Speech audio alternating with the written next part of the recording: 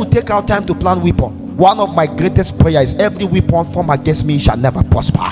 Because the devil does not buy weapons in the marketplace. When you go to the market, you see sword, you see spear, you see shield. The devil is not foolish. He has a missionaries, he has a place, a factory where they plant them. Because the devil is the only one that know what he will use to bring you down. And that is why a man asked a question. He said, if you are the devil, what will you use to bring yourself down?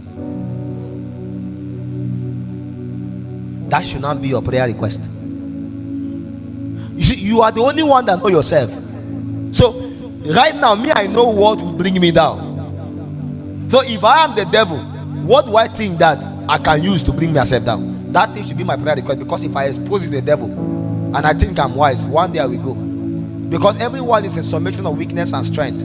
We just reveal our strength so much that you see us as superstars. When you come too close, the weakness is pungent. It's so pungent. And that is why sometimes you will do yourself a better deed. Stay far from some people. When you come too close, you will say, I don't want to be a Christian again. It's because you just came in and now realized the infirmities of men. And that is the reason why when Lucifer came too close, a day came, iniquity was found in him. When David came too close, iniquity was found in him. It's the same way that it doesn't matter who the person is. See, if God did not help your infirmity, one day iniquity will be found in you. It was not long enough. He demanded that let them kill the man so that you continue in adultery. Mind you, as a king, you have the right to marry any wives you want to marry. A king does not need to choose, he decides. So you don't give him motion, he decides what he wants. What he wants is that he's chosen. And in those days, God limits himself to the speaking words of the kings and the priests. And you see, the priests and the kings are the one that can decide, and God will obey. In fact, the prophets sometimes need to argue with God, but when those other ones speak, God backed it up. And that was why God told David, if you have wanted anybody, I would have given you, but follow the right way. Why do you have to follow the way of Balaam? Because what you did here was not carnality.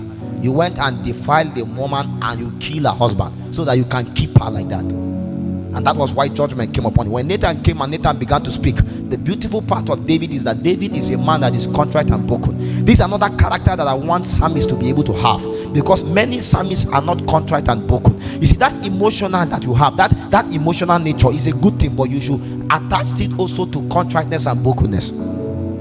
The willingness to repent at all time, anytime you see the impact of the devil upon your soul. Because the plan of the devil is to impact upon your soul sufficiently well so that he can leech upon you. And you see, he will not destroy you initially, but he will allow you to control like that. You will destroy yourself by yourself. Why? Because it's a weapon that is fashioned. He fashioned it, he sit down and he created it so that by the time he shoot, it will not miss. And that is why Kai. How many of you remember Sam Okusu? Imagine as powerful as our father Daddy Polyneche is, and many of our fathers in the faith, they never knew that man was living adultery.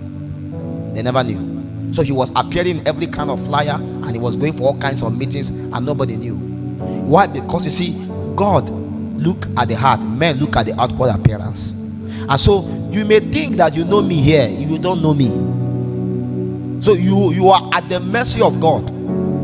Because the kind of spirit I'm transmitting and casting here now, they are affecting your soul, and you don't know the altar from which I'm coming.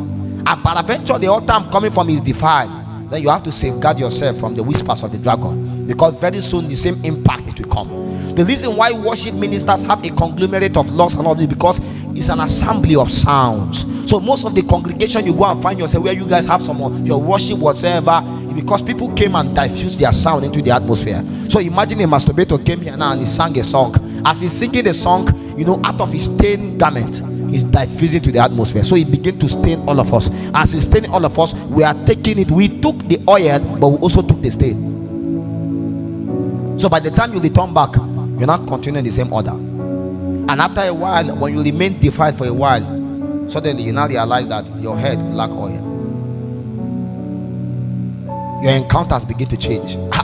You just came out from a worship meeting and you go back home and suddenly you're having a dream, a lady sleeping with you or a guy sleeping with you, the person you saw ministering in the service. You now know that there is something that happened to the garment of the person. And that is why the Bible is trying to refer unto us the need that we must ensure that it remain pure and white. Why? Because as a priest, one of our greatest standing with God is the color of our garment. And it doesn't matter whether you are part of the lineage to inherit it. I will show you how the sons of Eli have no part of the inheritance, because you see, they have been so defiled. God is not afraid of your face. I may be afraid of your face. God doesn't care. He can look upon you and tell you what it is, because he created you, and is more interested in you making heaven than you be popular on the earth. So if your own job is to you must just be popular on the earth, that is a good thing, but you should not do that at the detriment of your soul. What shall it profit a man if he gain the whole world and lose his own soul? How many of our people wake up one day and suddenly they went and joined some of these kind of people, and they took them somewhere, bathed them, do something to them, and now they sing songs so that they can become popular. In fact, it became so worse that they even make you stop. You can't sing Jesus again. You take Jesus out of it. Let your garment remain white. Go with me to the book of Psalms chapter 92 from 10. Psalms 92 from 10, the Bible speaking, saying, But my horn shalt thou exalt like the horn of a unicorn, and I shall be anointed with fresh oil. But my horn shalt thou exalt like the horn of a unicorn, and I shall be anointed with fresh oil. And now realize that there is a kind of oil that God pours upon people. That oil is referred to as the oil of the night. Anytime God wants you to be relevant, he pours to you what is referred to as the oil of the night. The oil of the night is the oil that God pours for you at a particular moment to be able to give you relevance. See, let me tell you, I have learned a long time ago. The Lord told me specifically, he said, Philip, Cephas, we don't blow, we grow, and it's expedient that we grow. In the days God wants to make you a voice, as our daddy was saying, the PFN chairman, if you remember what he said, when God wants to make you a voice, it doesn't take him so long a time to do it. All what God needs to do is to be able to create a sound, create a melody that the whole world must have to be able to hear. So you don't need to be in a rush. You don't need to be able to come to that point where you feel like, there is something you are missing out there. You are missing nothing. Remain steadfast within the crucible of the call and make full proof of your ministry. You don't have to try to join yourself with those that become carnal, those that become so defiled.